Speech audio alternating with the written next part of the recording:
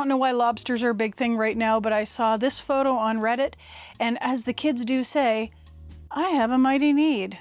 This shirt was made from a tea towel and a tablecloth by Reddit user Big Lemon Shark using Tilly and the Buttons Nell pattern, which I don't own. And I don't know about you, but I don't think a tea towel is covering any of this.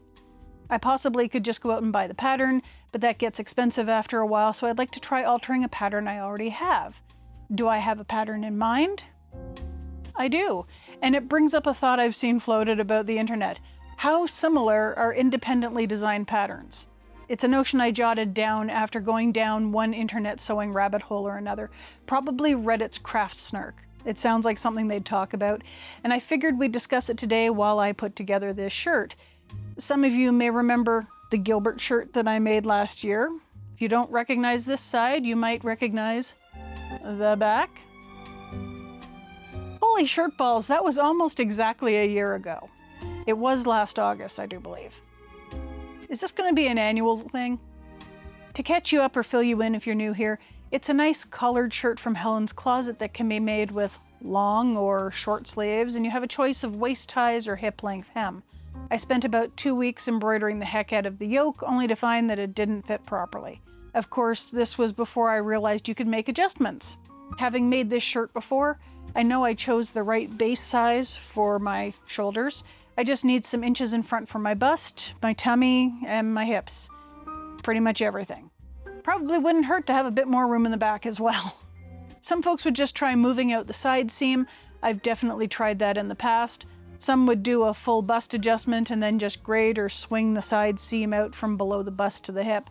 Again, something I've done. In fact, my original tracing was graded out from the size 26 bust to the 30 hip.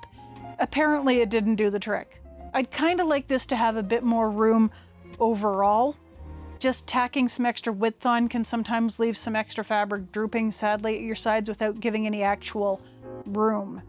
I did a little research, retraced my original pattern piece, and did a full bust adjustment. Then I did a full tummy adjustment.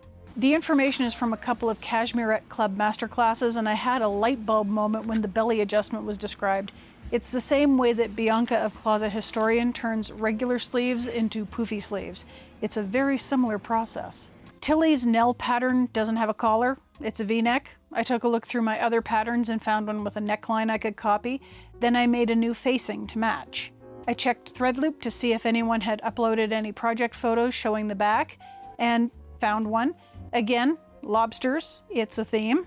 The Nell uses a crescent-shaped neck facing in the back, which wasn't too difficult to eyeball. Because of the facing, I no longer needed the back yoke, so I overlapped the back and the yoke pattern pieces at the seam allowance and traced it out as one piece. I also did an adjustment back there to add a little extra room in the back. So with all that work done, I just need to get started on the actual shirt, which should be a lot easier to put together now that there isn't a collar to futz with. No need to do the burrito method of turning things out or any other sewing origami.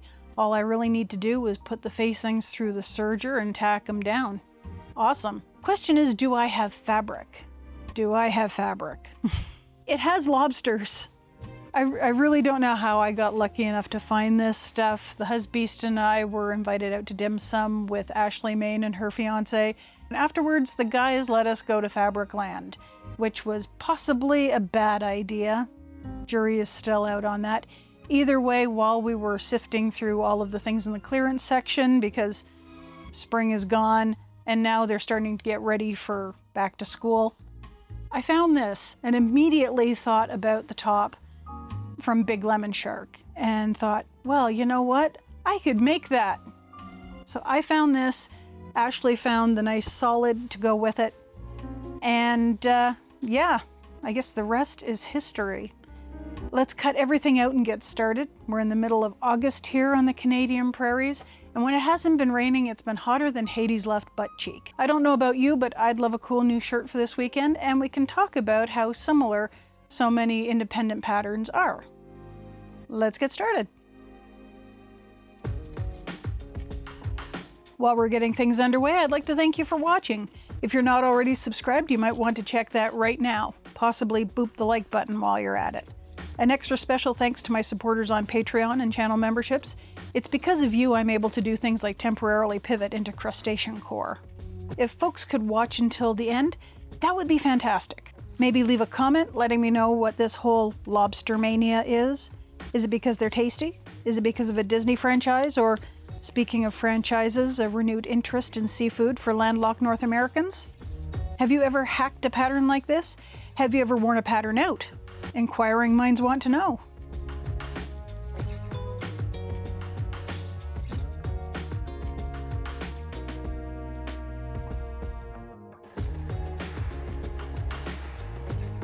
So what do folks mean when they say all indie patterns look the same? Well, if you take a look at a lot of indie or small commercial pattern companies, you'll see a lot of similarities.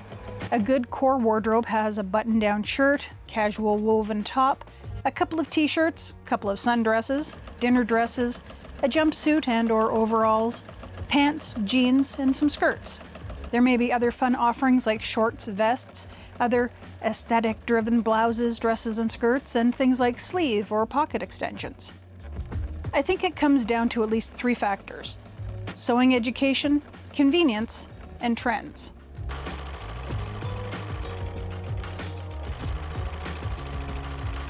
My grandmother took a full course on home economics. I have proof of this. There's a photo floating around somewhere out there on the internet that actually shows her class. My mom apparently took home ec all through school. I had 1 or 2 years in elementary school where one semester was home ec and the other was shop. Sewing was jammed into a 3-month semester that also included a few cooking basics and novelties, like using a pressure cooker to make soup, which only became handy with the advent of the Instant Pot. Even having been a Girl Guide dropout, there was very little emphasis on dressmaking and fitting. You learned to sew enough little niche things to fulfill your requirements and get your badge, which, when it came to crafts and general homemaking skills, was fairly easy in my mother's household. I never said I was good at the cleaning aspect of homemaking. So learning how to read and modify, or in today's parlance, hack a pattern, wasn't very high on the list of priorities. I suspect it's even lower now.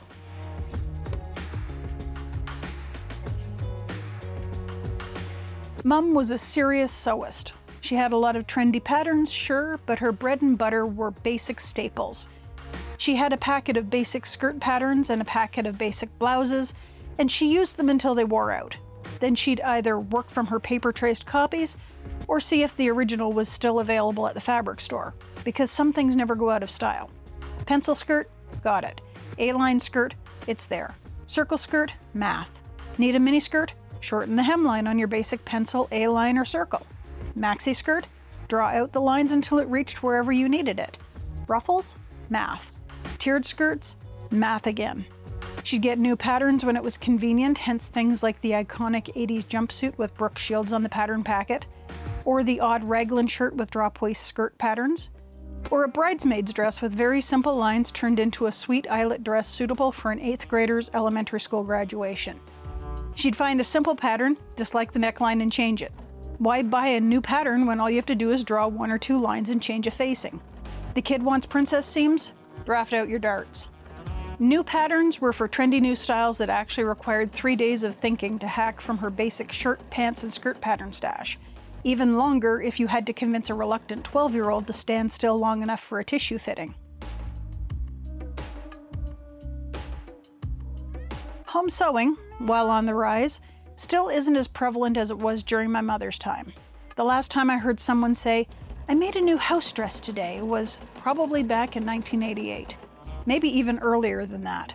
Chances are pretty good that if you tell someone your hobby's sewing, they're going to think you're into quilting or cross-stitch, because the amount of quilting and cross-stitch magazines far outweigh the 1 copy of Threads in the magazine rack at the grocery store.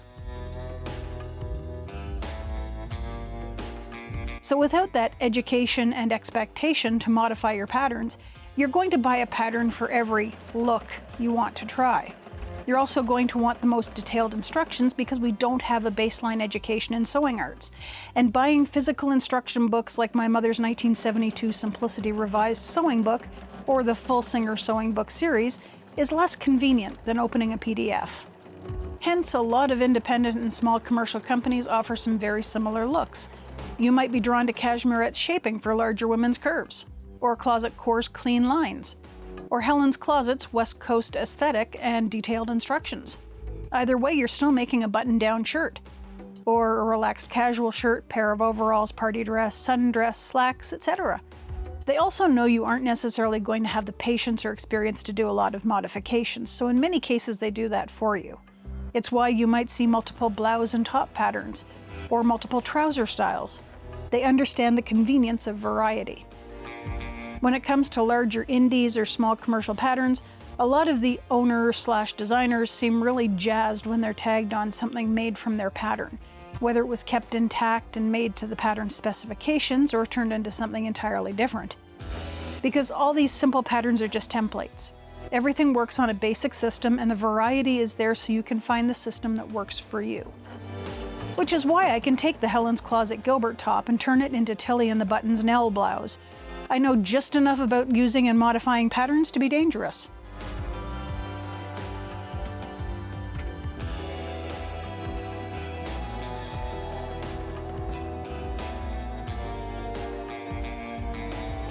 Now, this doesn't explain all the other small indies making the same cottagecore poofy peasant blouse, or their take on the 18th century petticoat, pirate shirt, or stays for the Ren Fair. That, my friends, is due to trends. Why buy a fast fashion peasant top when you can make your own? I mean, finding one that lets you build in bra stays so that it stays put and doesn't show off your straps is a challenge, because they all want the sleeve poof to start right at the neckline, but that perfect peasant top is out there. Maybe they didn't like the way another popular garment was made, so they made their own. Maybe they didn't see it in their size range, so they fixed that problem. Maybe it just sells really well. Either way, it gives you, the consumer, more choice. And choice is good. Let's see how this shirt came out, shall we?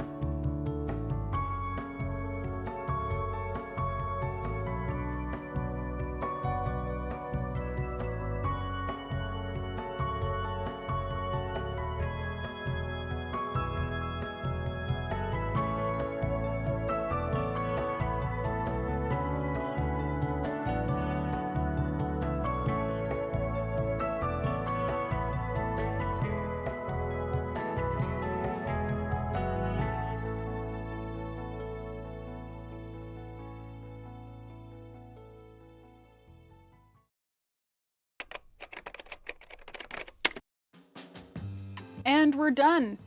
I looked like the cutest nursing assistant or veterinary technician this side of the Rockies, at least the foothills area. I don't know where I read it, probably on Craft Snark, but someone once mentioned that any and every V-neck top looks like a nursing assistant or veterinary technician's top, and now you can't unsee it too. I'm so sorry. It's still cute, and I may make more. Maybe in a nice floral. Bougie vet tech. I knew I'd nailed it when I put it on and the husbands started singing the SpongeBob SquarePants theme. I still don't get the obsession folks currently have with crustaceans, but that's fine. I'm okay with it. It's roomy. The buttons lie flat, it's light and cool, and the seashells remind me weirdly of my grandmother's bathroom. A couple of fit issues that may transfer back into the pattern. The neckline gapes just a little bit, and I can fix that in the next shirt by pinching out about 1/4 inch at the neckline. Not on the fabric, just in the pattern. I may have also overcompensated for my bust, so backing off the dart another inch or two might give it the basic shape I need while still allowing it to be nice and roomy, because it is nice and roomy. It's very comfortable. How many more times can I say roomy? I may add just a touch of length and remind myself again that when you lengthen a pattern, you also have to lengthen the things that attach to it, because I forgot to add some length to the facing and had to sew a couple of extensions on. Not a big deal since they're not going to be seen by anyone, but it is something to remember for next time. I realized partway through, by comparing my original projector traced pieces to a more recent printed and taped version of the pattern, that I'd made the original top about a size larger than it needed to be. And I can see that in the shoulders. They're just the tiniest bit longer in the shoulder than necessary. Should be up here. I'm going with it for this top because I like it, but if and when I make the Gilbert top with collar and long sleeves again, which will probably happen, let's be honest, I'll probably just do the same adjustments to the newer, slightly smaller pattern that I'd printed and taped. Or, because as we've been discussing, there are other shirts that are similar. I could try out Cashmerette Club's Haskell and modify the sleeves to be a bit more Helen's Closet 70s bell sleeve. Whatever works best, right? At this point, I think I know the Gilbert well enough to believe I could make a fantastic autumn top with bell sleeves.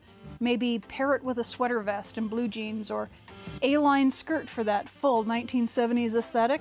Or if I wanted a more 90s whimsigoth look, the Cashmerette Club's Hartwell vest. Could be fun, and that's fantastic. It means I'm able to expand my looks and styles without having to buy yet another pattern. I can just tweak the one I have that fits well and looks good. I guess I learned a few things from Mum. She'd probably be pretty pleased.